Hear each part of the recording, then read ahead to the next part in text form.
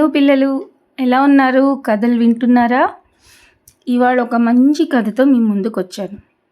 ఆ కథ పేరేంటో తెలుసా? పాపం ఎవరిది. అనగనగా ఒక పెద్ద రాజ్యం ఉండేదట. ఆ రాజ్యానికి ఒక మంచి రాజుగారు ఉండేవారట.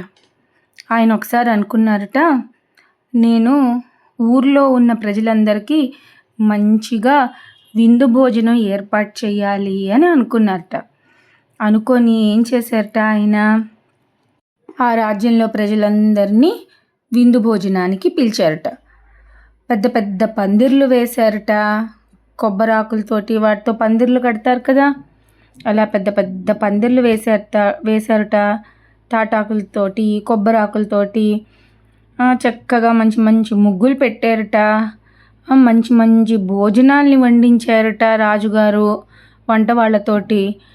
ప్రజలందరూ కూడా చాలా సంతోషంగా, రాజ్యంలో ఉన్న వాళ్ళందరూ వచ్చి హాయిగా చక్కగా భోజనాలు చేసి వెళ్తున్నారట. బోలెడు మంది ఉంటారు కదా, అలా ఒకళ్ళ తర్వాత ఒకళ్ళు అలా వచ్చి తింటూ వెళ్తున్నారట.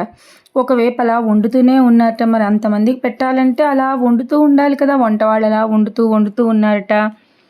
అయితే ఈలోపు ఏమైందిట, ఆ పక్కన ఒక తోట ఉందిట. ఎక్కడైతే ఈ భోజనాలు ఇవన్నీ ఏర్పాటు చేశారో పందిర్లు వేసి, ఆ పక్కన ఒక తోట ఉంది. ఆ తోటలో ఒక చెట్టు కింద పుట్టు ఉందిట. ఆ పుట్టలోంచి పాము బయటకు వచ్చిందిట.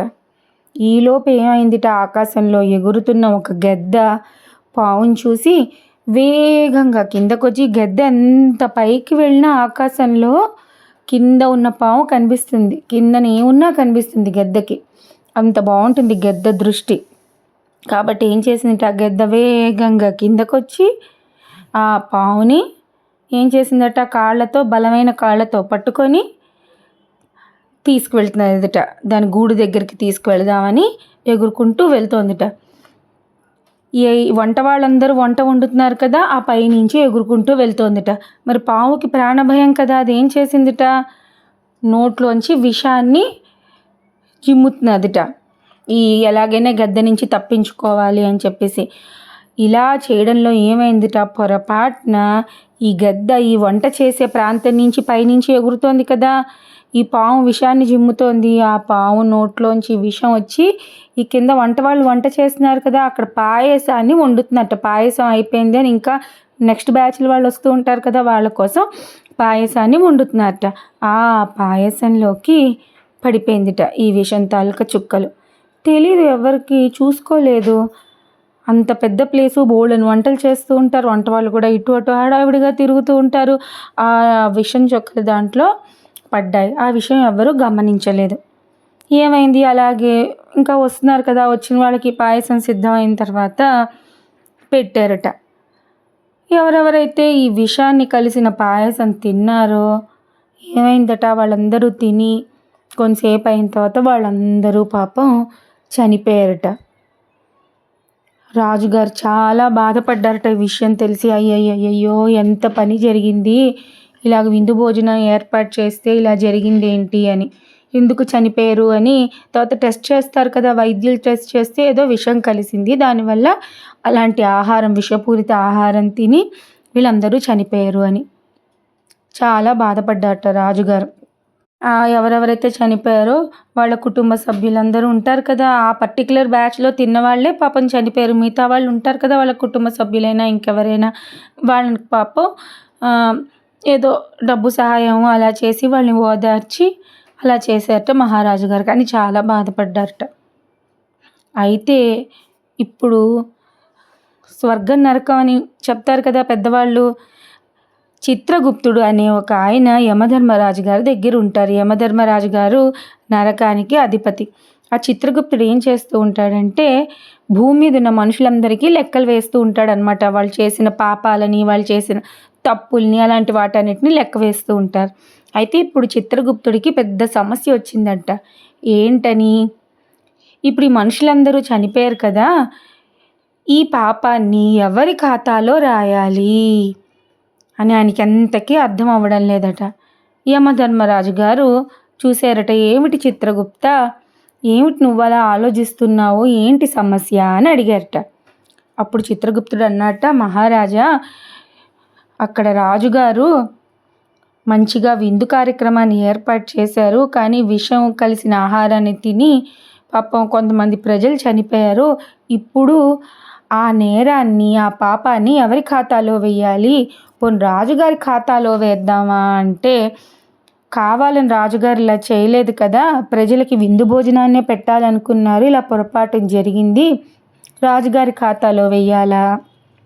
లేకపోతే వాడు కదా వంట చేశాడు, వాడు కదా జాగ్రత్తగా చూసుకోవాలి, వాడి ఖాతాలో వెయ్యాలా అంటే, పాపం వాడు కూడా అది గమనించలేదు, అంత పెద్ద వంటశాలలోనే అన్నిటినీ చూసుకుంటున్నాడు కదా, కాబట్టి వాడి ఖాతాలో వెయ్యాలో వద్దో తెలియడం లేదు.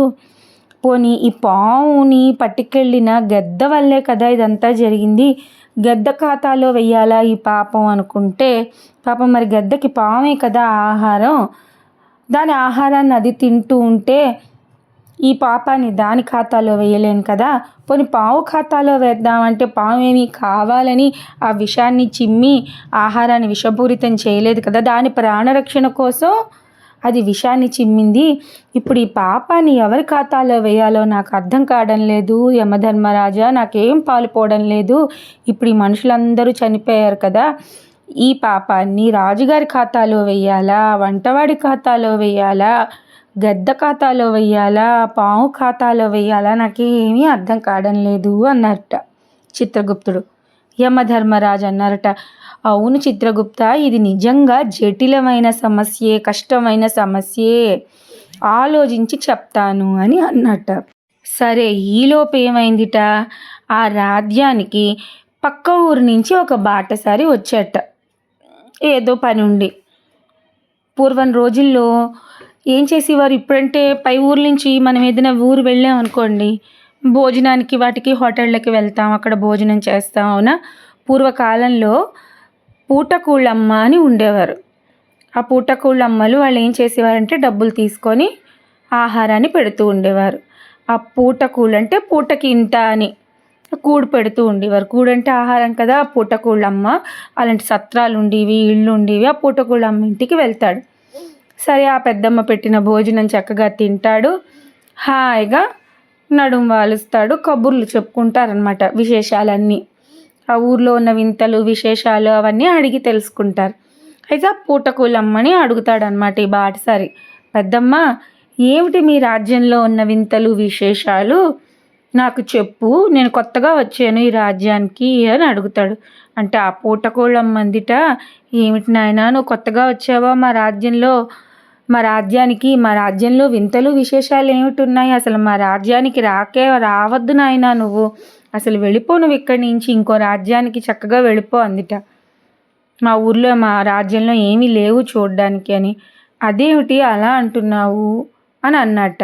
మీ రాజ్యానికి చాలా మంచి పేరున్నది కదా, అది అందుకే చూద్దామని వచ్చాను, నువ్వేమిటి ఇలా అంటున్నావు అంటే, పొట్టుకూళ్ళమ్మ అందిట, అదేమిటి నాయనా నువ్వు కొత్తవాడివి కాబట్టి నీకు తెలీదు, ఇదంతా పైన పట్టారం లోన లొటారమే మా రాజ్యం, మా మహారాజు గారు ఉన్నారే ఆయన అందరూ మంచివాడు అని అనుకుంటాడు, కానీ ఆయనంత పాపాత్ముడు దుర్మార్గుడు ఇంకొకళ్ళు లేరు, విందు పేరుతో ప్రజలందరికీ విషపు ఆహారాన్ని పెట్టి చంపేశాడు మా మహారాజు అని ఉన్నవి లేనివి అన్నీ కల్పించి మహారాజు గారి మీద చెప్పిందిట.